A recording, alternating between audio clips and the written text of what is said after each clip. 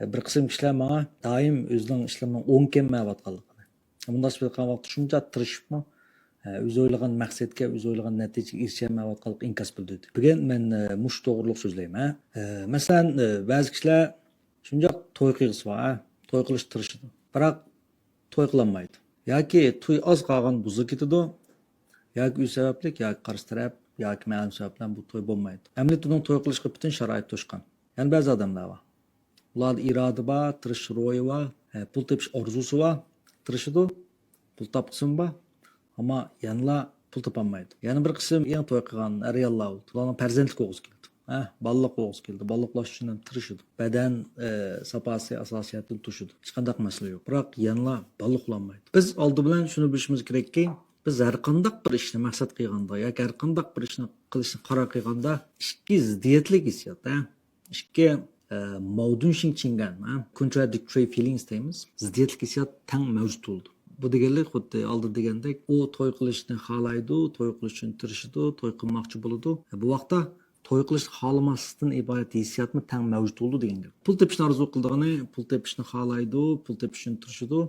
Biroq pul tepishni xohlamaslikmi tang mavjud bo'ldi degan gap. Unda bo'lsa, uning to'y qilishni xohlashi va to'y qilishni xohlamaslikdan iborat ikki hissiyot tang mavjud bo'lganda, qaysi xil hissiyot bir qadar kuchli bo'lsa, shu hissiyot ijro bo'ldi degan gap. Masalan, bu yoqda choy bor, bu yoqda kofe bor. Choy ichgan va kofe ichgan va biroq asosiy birini tanlaysan degan gap. Bu vaqtda biz choy ichishni xohlaymiz, kofe ichishni xohlaymiz. Biroq bu ikkisidan cho'qim birini tanlash kerak. Bu vaqtda biz tabiiyla qaysini bekrak ichkimiz kelsa, shuni tanlaymiz degan gap. Agar bizning kofein bekrak ichkimiz kelsa, biz kofein tanlaymiz, choy qilib qoldi degan gap. Agar choy ichishni xohlasakmi, biroq biz kofein tanlaganligimiz uchun choy qilib qoldi degan gap. Agar choyni tanlasak, kofe qilib qoldi degan gap. Demak, to'y qilsa va ham to'y qilsa yo'q. To'y qilsa va choy to'y qilish xohlamaydi, bu bir orzusi. Maya bir arzusu var, maya birisi arzusu var. İkili ziddiyetlik. Hem de onun to'y qilish arzusidan to'y qilmas arzusi kuchli bo'lib qolsa, to'y qilish xohlamas arzusi kuchli bo'lib qolsa, to'y qilmaslikdan iborat yoki to'y bo'lmaslikdan iborat yoki to'y qila olmaslikdan iborat bu xil natija kelib chiqadi degan gap. Ham bu nuqta kelganda ba'zan bunday qo'ylaydi. Yo'q, mening to'y qilg'im bor, shunda to'y qilg'im bor, to'y qilg'im yo'q emas deydi. Masalaning negizmi shada, masalaning tub negizmi shada. Bu kishilar o'zining to'y qilg'isi borligini biladi. Çayını bildi. To'y qilg'im bor deydi. To'y qilish orzusi borligini bildi. Biroq to'y qilg'isi yo'qligini bilmaydi. Yoki pul topqim bor deydi. Pul topqisi borligini bildi, pul topqisi yo'qligini bilmaydi. Shundoq balliq bo'laman deydi, balliq bo'lish orzusini biladi, balliq bo'lish xohlamaydiganligini bilmaydi. Demak, u to'y qilishni xohlaydiganligini bildi, xohlamaydiganligini bilmadi. U garchi o'zining to'y qilishni xohlamaydiganligini bilmasin-mi? Bu xil orzusi, bu xil orzusi ong doirasining ostida bo'lsin. Ya'ni yushun ongda bo'lsin. Garchi buni bilmasin-mi, bu yana mavjud. Mavjudli bo'lib qolmasdan, bu bir qadar kuchli holda mavjud. Buni masalan men bir misol qilsam, masalan bir odam dedi, mening ikki balam bor. Birisining ismi Olimjon, birisining ismini bilmayman degan vaqtda bu odamda og'ir darajada besim bo'ldi. Va ismini topolmagan bolasi bu odamda besim paydo qildi. Xullas mening ikki balam bor, birisining ismi Olimjon, birisining ismi Tang'ik dedi. Ondan sonra bu uyda bu ikki balaning qaysi bekrak qapsaldi? Olimjon bek qapsamaydi. Chunki uning ismi dadasi tarafidan oldin rintung bo'ldi, validation bo'ldi. Ammo yana bir balasining ismini topolmadi. Albatta bu uyda bekrak to'laydigini, bekrak qapsaldigini, menim ish unutib qolsan deb bir ovozda gap qildigini, dal ismini unutib qolgan yana bir balasi bo'ldi. Chunki dada yoki ona, ya'ni bayatdan odam dal Olimjonni rintung qildi, ammo yana birisini rintung qilmadi. Okey. Shuna bizmi to'y qilg'imiz bor? Buni bilamiz, Olimjon. To'y qilg'imiz yo'q.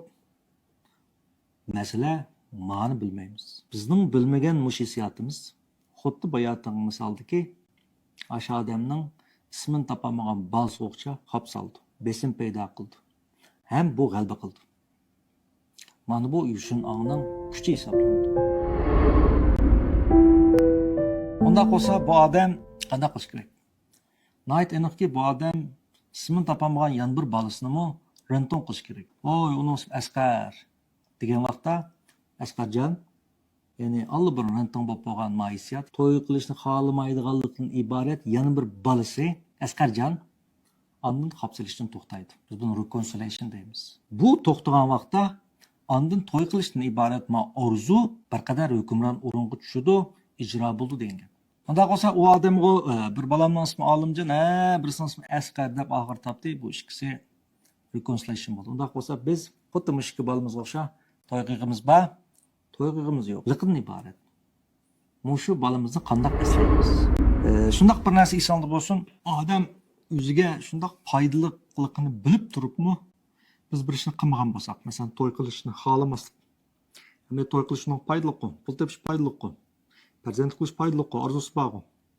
Ammo shundoqdan bilib turibmi, buni qilmagan bo'lsak, demak, bu yerda bir narsani, u bo'lsin qo'rqish. Demak, biz bu yerda piyozni suyimiz. To'y qilishni xohlaydi, to'y qilishni xohlamaydi. Tang mavjud bo'ldi. To'y qilishni xohlamaslikdan iborat bu xil gungissiyatni biz konkretlashtiramiz. Ya'ni to'y qilishdan qo'rqish, pul tepishdan qo'rqish, farzand qilishdan qo'rqish. Bu vaqtda biz hali ismini topolmagan bolamizni, uning ismining bosh harfi ati deganlar o'xshash. Demak, biz hissiyotimizni yaqinlashgan bo'lamiz. To'liq topgan bo'lmaymiz, yaqinlashgan bo'lamiz. Birisinin ismi Olimjon, yana birisinin ismi nimati Bijmati degandek to'y qilishni xohlamaslikni biz to'y qilishdan qo'rqishga tushamiz. Hamda biz qo'rqishning ostiga o'tamiz. Esingizda bo'lsin, qo'rqishmi ma'lum hissiyotdan qo'rqish bo'ldi. Qaranglar, bu hissiyot qatlamlarini. Qo'rqishmi ma'lum bir hissiyotdan qo'rqish bo'ldi. Unda biz tabiiyla o'zimizni so'raymiz. Ben qaysi hissiyatdan qo'rqman yoki qaysi hissiyatdan qo'rqib to'y qilishni xohlamayman. Yoki men qaysi hissiyatdan qo'rqib pul tepishni xohlamayman. Yoki men qaysi hissiyatdan qo'rqib balliq bo'lishni xohlamayman. Yoki men qaysi hissiyatdan qo'rqib xizmat tepishni xohlamayman. Amaliyotda nurg'un odamning xizmat topolmasligimi xizmat tepishni xohlaydi, xizmat tepishni xohlamaydi. Esingizda bo'lsin, bu bek muhim. Bir bolamning ismi Olim, birisinin ismi nimati? Mana shu xohlamaslik, Bu xizmat tepishni xohlamaydigan ish bormi? Deb nurg'un odam bilmasi mumkin. Dal mana shu masalaning yiltisi. Xizmat tepishni xohlaydi, xohlamaydiganligini bilmaydi. Ma bolasinin ismini bilmaydi. Dal mushu bilmagan xohlamaslik bu ikki hissiyotning ichida yuqoriroq o'rinda, kuchli o'rinda, hukmron o'rinda turdi, ijro bo'ldi dengan. Shunga xizmat tepishni xohlamaydi. Bunda qolsa buni mas'ul uchirayotimiz. Xizmat tepishdan qo'rqidi. Okay? Balliq bo'lishdan qo'rqidi, pul tepishdan qo'rqidi, to'y qilishdan qo'rqidi. Hamda qaysi hissiyotdan qo'rqidi? Qaysi hissiyotdan qo'rqib to'y qilishni xohlamaydi? Qaysi hissiyotdan qo'rqib balliq bo'lishni xohlamaydi? Qaysi hissiyotdan qo'rqib pul tepishni xohlamaydi? Qaysi hissiyotdan qo'rqib xizmat tepishni xohlamaydi? Biz mush savol so'raganda allabirun biz yana bir bolamizning ismiga yana yiqilishimiz. Nimati degan bilan o'xshash bo'ldi. Biroq to'liq topgan bo'lmaymiz. Unda qolsa qaysi hissiyotdan qo'rqib to'y qilishni xohlamaydi? Bu hissiyotning sababi turli kishilarda turli bo'lishi mumkin. Biroq biz insonlarda yuksak darajada o'rtoqlik bo'ldi. Butun dunyodagi odamlar ichki dunyo nuqtasi olib aytganda o'xshash bir hayotni kechirdi. O'xshash. Bunda qilsam, yo'q. Men ko'rgan u ko'rmaydigan tursam, u ko'rmagan men ko'rmaydigan tursam deyish mumkin.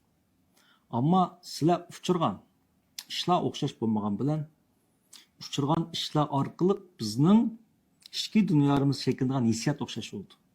Masalan, biroylar pul muhtoj bo'lganlik tufayli, pul olmaganlik tufayli ma'lum bir odam tarafidan ko'zga ilmaslikka rad qilinish tushishi mumkin. Biroq yana bir odam bor. Uning liq puli bor. Biroq u o'zi yaxshi ko'rgan bir odam tarafidan mazoq qilinishi yoki rad qilish uchrashi mumkin. Garchi bu ikkisi uchrayotgan ish o'xshash bo'lmagan bilan bu ish tufayli shakllanayotgan ichki hissiyot faktori o'xshash degan gap. Demak, biz qo'rqadigan hissiyotlarni taxminan umumjat olib aytganda 7 turga bo'laymiz. 7 xil hissiyotga yig'inchoq qilamiz.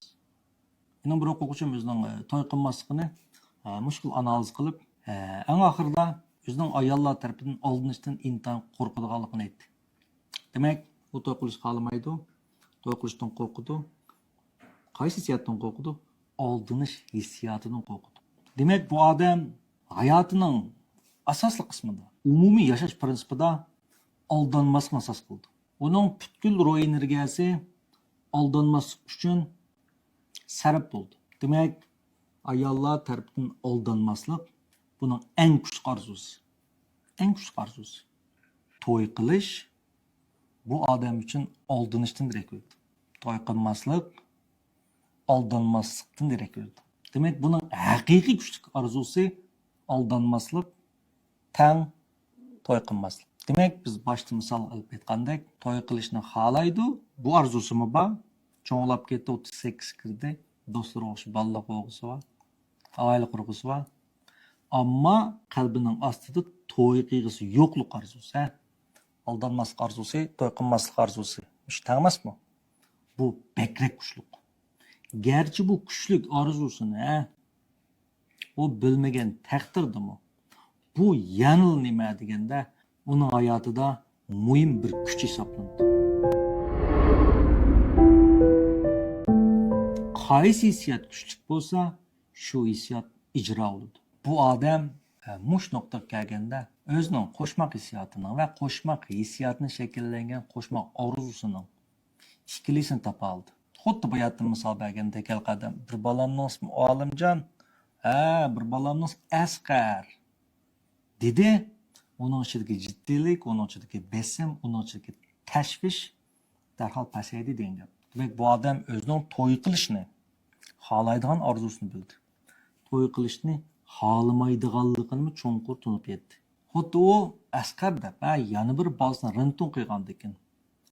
Asqar anındikin xap qilishdan, ko'zi ko'rinishdan, uning diqqatini tortishdan pasaygandek, o o'zining to'y qilish xohlamaydiganligidan iborat yana bir hissiyatni rintun qilgandikin, bu hissiyat anındikin bu odamning hayotini kontrol qilish kuchidan anındikin qoladi degan gap. İnşallah bo'lsin, bizning turli hissiyotlarimiz. Biz odatda bearom deb ataydigan, bearomchilik deb ataydigan, siqilish deb atiladigan, tashvish deb atiladigan hissiyotlarimizning hammasi tak biz ularni rintun qilmaguncha bizda besim shakllantirishdan to'xtamaydi.